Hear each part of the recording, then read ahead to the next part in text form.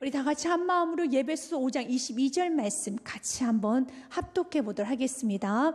아내들이여 자기 남편에게 복종하기를 주께 하듯 하라. 사랑하는 여러분, 오늘 우리 주님은 아내들에게 먼저 권면하고 있습니다. 아내들이여 자기 남편에게 복종하기를 주님께 하듯 하라 라고 말씀하고 있습니다. 하나님은 가정을 참 소중히 여깁니다. 가정을 통해서 하나님은 사회를 축복하기 원하며 이 나라 이민족 세계 열방을 축복해 주시길 원하고 있습니다. 그런데 그 가정의 시작은 바로 나로부터 시작됩니다. 내가 건강하지 않으면 가정은 건강하지 않습니다. 그래서 결혼이라는 것은 나이가 되니까 누구나 다 하니까 그렇게 결혼을 하는 것은 아닙니다. 결혼은 준비가 되어야 됩니다. 어떠한 준비? 내가 하나님 말씀 앞에 언제든지 엎드려질 수 있습니다. 주님, 내가 이제 당신을 왕으로 삼고 나는 이제 내 뜻대로 살지 아니하고 하나님의 뜻대로 살겠습니다라는 그런 결단과 함께 조심스럽게 주님께 은혜를 구해야 됩니다. 주님, 당신께서 허락하신다면 나도 이제 한번 가정을 이루기를 원합니다. 주님께 기도로 준비해야 되는 겁니다. 여러분의 삶 가운데 무언가 시작을 하고 여러분 축복을 받기 원한다면 이젠 여러분의 왕의 자리, 여러분 마음대로 사는 기질을 이제 내려놓고 주님을 왕 삼고 살아야 되는 겁니다. 하나님 보호하시는 가정, 하나님께 축복하시는 가정, 하나님께서 부어주는 사업장, 부어주는 인생이 되어야 되는 겁니다. 그래서 시편 127편 1절 말씀에 보면 굉장히 중요한 말씀이 우리 인생에 참으로 잊어버리지 말아야 될 말씀이 기록이 되어 있습니다. 같이 한번 읽어봅니다. 여호와께서 집을 세우지 아니하시면 세우는 자의 수고가 헛되며 여호와께서 성읍을 지키지 아니하시면 파수꾼의 깨어있음이 헛되도다. 사랑하는 여러분, 아무리 우리가 수고를 하고 깨어서 우리가 노력을 하며 잠을 자지 못할 정도로 우리가 열심히 살아도 오늘 성경은 말합니다. 너의 모든 수고와 너의 깨어있음이 다 헛되다라고 말하고 있습니다. 이 말씀은 진리입니다. 여러분, 아무리 수고를 한다 해서 내가 지킨다 해서 지켜지는 것이 가정이 아닙니다. 근데 열심히 한다고 해서 여러분들 가정을 지킬 수 있고 사업장을 지킬 수 있다는 것은 아닙니다. 여호와께서 집을 세우지 아니하시면, 여호와께서 가정을 지켜주지 아니하시면, 여호와께서 사업장을 지켜주지 아니하시면 너의 밤새고 세웠던 수고와 너의 그 파수꾼처럼 너가 잠도 자지 않고 살았던 모든 수고가 다 헛되다라는 겁니다. 그래서 하나님께서 지켜주시는 여러분 인생이 되어야 되는 겁니다. 지켜주시는 가정이 되어야 된다는 것입니다. 그러면 하나님께서 어떤 가정을 지켜주십니까? 바로 하나님 왕으로 삼고 부족하고 연약하지만 당신 말씀하시면 내가 엎드리겠습니다. 당신의 말 앞에서 내가 순종으로 가겠습니다. 그러면 주님께서 지켜주십니다. 너가 나를 존중하면 나도 너를 존중히 여기리라. 사랑하는 여러분, 이제는 여러분의 가정에 혹시 여러분이 주인 되어서 여러분 마음대로 살았다면 이제는 그 자리를 내려놔야 됩니다. 그리고 주님을 왕으로 모시고 주님을 주인으로 모시고 이제는 여러분이 그분의 말씀 좀 듣고 따라가는 은혜스러운 성도의 삶을 사시길 바라겠습니다. 오늘 이 말씀 앞에 참으로 가정이 회복되기 원한다면 아내들은 먼저는 아멘 해야 되는 겁니다. 오늘 성경 말합니다. 너가 다 이유가 있겠지. 남편의 말에 복종하지 않을 때는 이유가 있겠지. 그러나 성경 말합니다. 아내들이여 남편들에게 복종하되 어떻게 마치 주님께 하듯이 복종하라라고 말을 하고 있습니다. 이 말에 열린 마음을 가지고 여러분들이 아멘 할 때 하나님은 여러분이 그렇게 소중히 여기는 가정을 하나님이 지켜주십니다. 그러나 여러분들이 하나님, 만약 내가 남편의 말에 복종했으면 지금 가지고 있는 재산도 다 없어질 뻔했었어요. 그나마 내가 남편의 말에 복종하지 않고 내가 그래도 이렇게 살아서 우리 가정이 여기까지 온 것이야 라고 말하고 싶은 성도도 있을 것입니다. 그건 여러분들의 착각입니다. 여러분, 그건 여러분들의 착각이라는 겁니다. 성경은 그렇게 되어 있지 않습니다. 성경은 아내들에게 말합니다. 남편의 말에는 복종해야 된단다. 남편의 말은 주님께 대하듯이 경외하는 마음을 가져야 된단다라고 말하고 있습니다. 그렇다면 이 복종이란 죽게 하듯 복종하라는 말을 왜 아내들에게 했느냐? 사실 이 말씀 아내들에게만 말한 건 아닙니다. 21절 말씀에 보면은요, 그리스도를 경외함으로 피차 복종하라는 말씀이 먼저 전제로 깔려 있습니다. 그런데 이렇게 전제로 남편도 아내에게 복종하고 아내도 남편에게 복종해야 되는데, 그러나 특별히 아내들 너희들은 조심해야 돼. 너희들은 자꾸 남편의 자리를 찬탈하려고 하는 그런 기질이 있단다. 이것은 단순히 아내들에게 말하는 건 아닙니다. 여성들 모두에게 말하는 겁니다. 하나님께서는 여성들에게 약점을 알았어요. 남성들이 약점도 압니다. 그래서 남성들에게는 이기심이 있다는 걸 알기 때문에 남성들에게는 너는 사랑하고 살아라 라는 말을 주었고, 여성들에게는 항상 자리를 찬탈하려고 하는 그러한 이렇게 오르는 기질이 있습니다. 자기 마음대로 결정하는 기질이 있습니다. 그렇기 때문에 여성들은 조심하고 살아야 된다는 겁니다. 특별히 아내들은 남편의 말을 들을 수 있는 경청의 자세를 가지기를 원하고 있습니다. 그래서 성경은 이런 말을 하고 있습니다. 믿지 않은 자와 멍에를 매지 말라고. 매 순간순간마다 남편이 하나님 말씀과 그릇된 결정을 한다면 어떻게 따를 수 있겠습니까? 따를 수 없겠죠. 그러나 남편이 그릇된 결정을 할지라도 너는 그 남편의 말을 들을 수 있는 자세가 되면서 더 나아가서 주여 기도할 수 있는 은혜가 있어야 되는 겁니다. 나의 남편이 믿음의 결정을 할 수 있도록 하여 주시옵소서. 내 남편이 옳은 결정을 할 수 있도록 은혜 내려 주시옵소서. 그런데 남편이 옳은 결정을 할 수 있도록 믿음의 결정을 할 수 있도록 여러분 그 도와준 역할을 충분히 감당할 수 있는 게 아내라는 걸 기억하시기 바라겠습니다. 왜냐하면 창세기 2장 18절 말씀에 보면 아내를 향해서 이렇게 성경은 말하고 있습니다.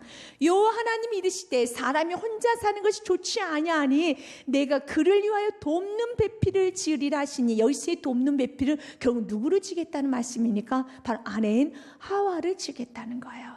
우리가 하는 역할은 돕는 배필입니다.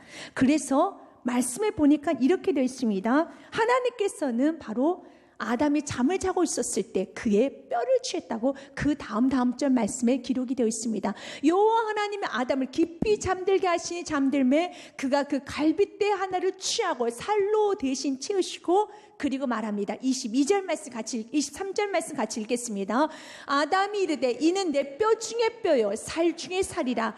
이것은 남자에게서 취하였은즉 여자라 부르라 하니라. 아멘. 여자 아내가 여러분 아담의 갈비뼈에서 나왔습니다. 하나님께서 아담의 갈비뼈를 취해서 하나님은 아내를 만드셨습니다. 그런데 그 아내를 만들 때 하나님께서 뭐라고 만드셨습니까? 내가 돕는 배필을 취해야 되겠다 그랬습니다. 이 돕는 배필은 에젤 게네그도라고 그랬습니다. 여기서 돕다는 에제르라는 단어를 쓰고 있습니다. 이 에제르라는 단어는 돕다, 도움, 구원이라는 그 의미를 가지고 있습니다. 그래서 우리는 주님을 향해서 이렇게 말합니다. 주님은 나의 도움자, 주님은 나의 피난처, 주님은 나의 능력자. 이때 이 도움자는 바로 에제르라는 단어로 있습니다.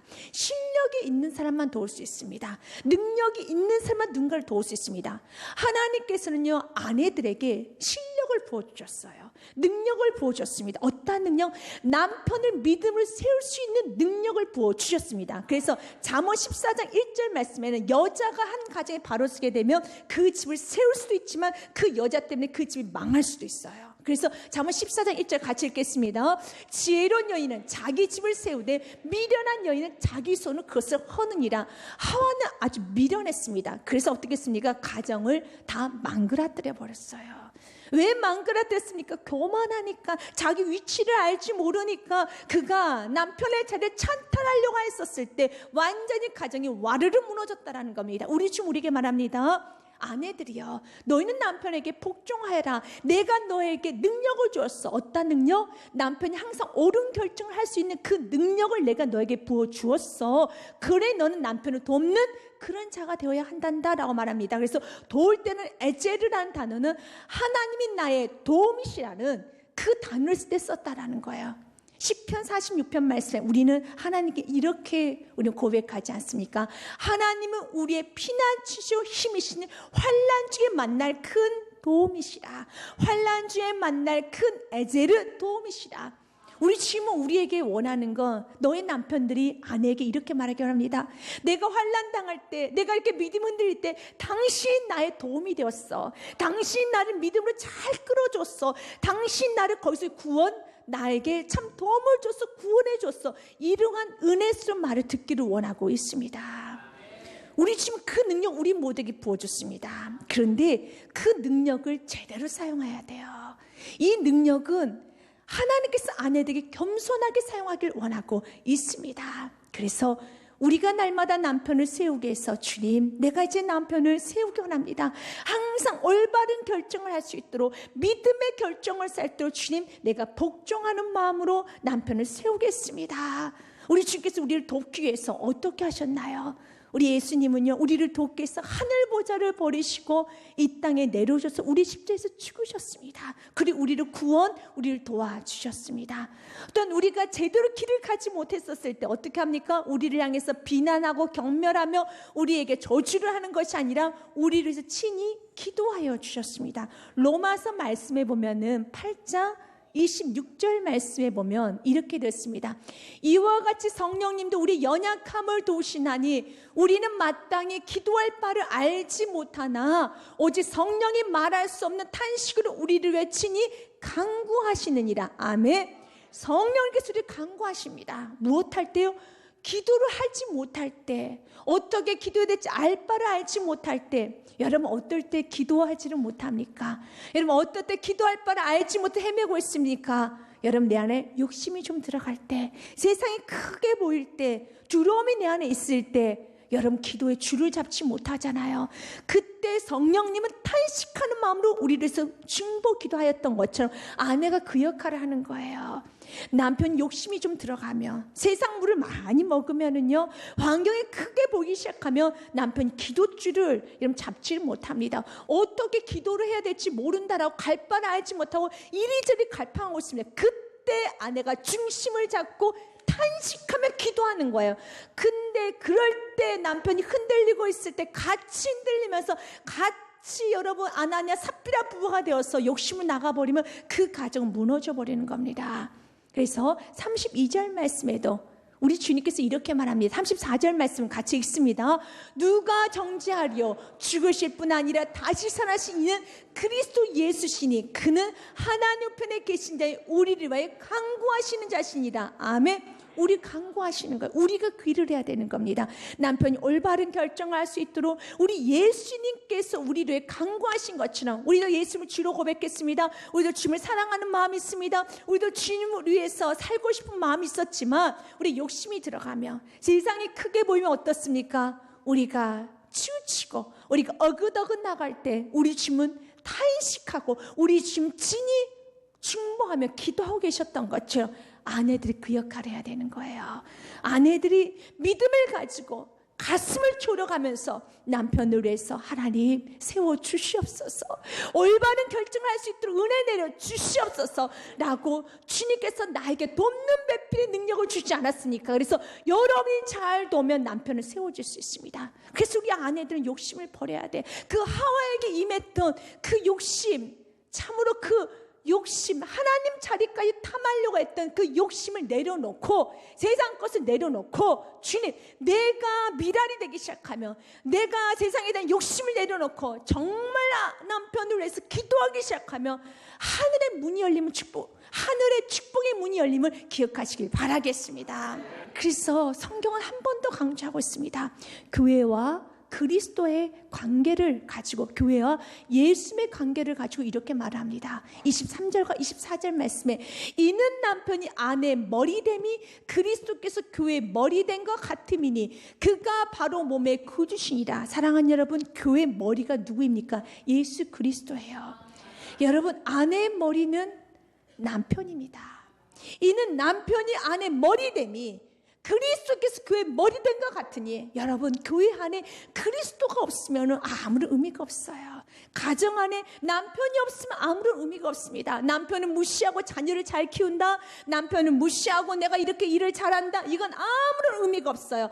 남편이 설 때까지 그 남편이 언제 서지 못하고 바른 결정을 못하더라도 그 남편을 복종하는 마음을 가지고 무릎으로 예수 우리를 세우셨던 것처럼 우리의 어긋난 인생들을, 우리의 참으로 처참했던 인생들을 친히 간구하심으로 세웠던 것처럼 아내에게는 그 능력이 있고 특별히 언어의 능력이 있으니까 그 언어의 능력을 가지고 남편을 믿음으로 잘 세울 수 있다는 거. 너는 할 수 있어. 아내들 너는 할 수 있어. 그런데 너가 만약 남편을 무시하고 그래 우리끼리 가자 라고 하는 순간에 마치 교회 안에 그리스도 없이 우리끼리 가자, 이게 교회입니까? 교회가 아니에요.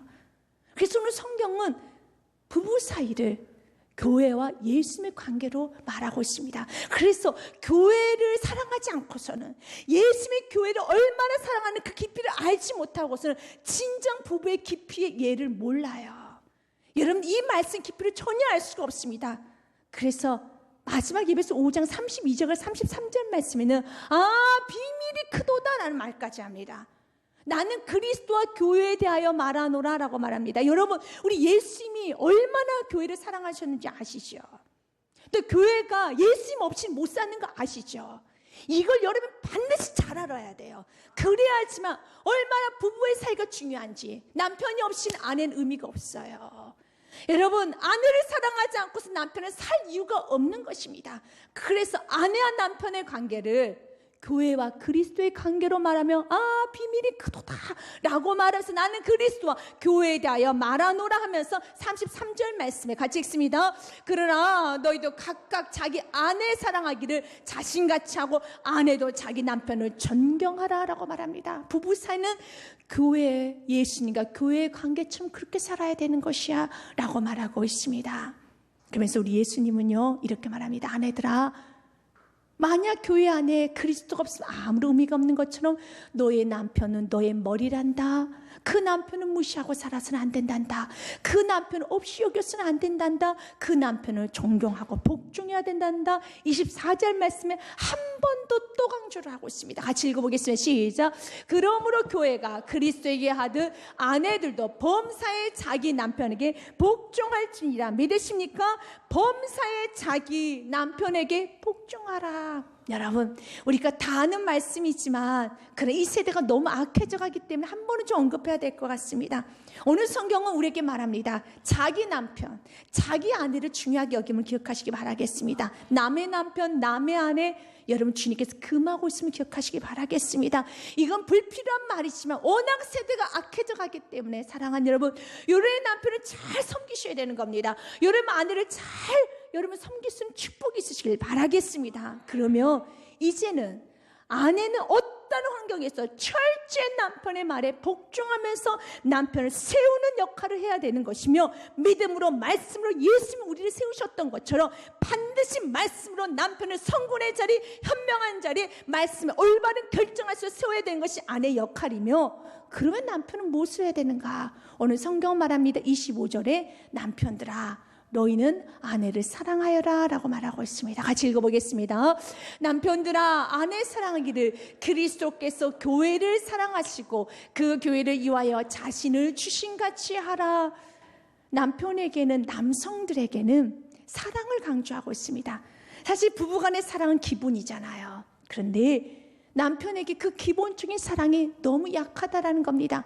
마치 여성의 기질은 어떻습니까? 찬탈하려고 하는, 오르려고 하는 기질이 있어요.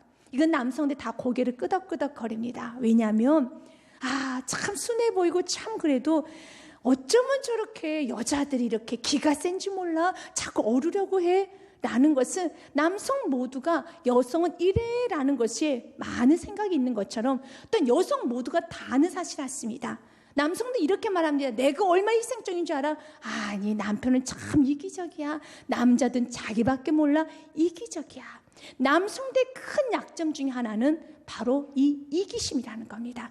희생할 줄은 모른다는 겁니다. 그래서 28절 말씀에 우리 주님은 남편들이 얼마나 이기적인가를 말하게 해서 너는 사랑하되 네 몸처럼만 사랑하면 돼. 몸은 너무 아끼다는 거예요. 그러나 너무나도 아끼질 않는다는 거예요. 그래서 28절 같이 읽겠습니다. 이와 같이 남편들도 자기 아내 사랑하기를 자기 자신과 같이 할지니 자기 아내를 사랑하는 자는 자기를 사랑하는 것이라. 네 몸처럼만 아끼면 돼. 자신의 몸은 참 잘 아낍니다. 그런데 아내는 아끼질 않는다는 거예요.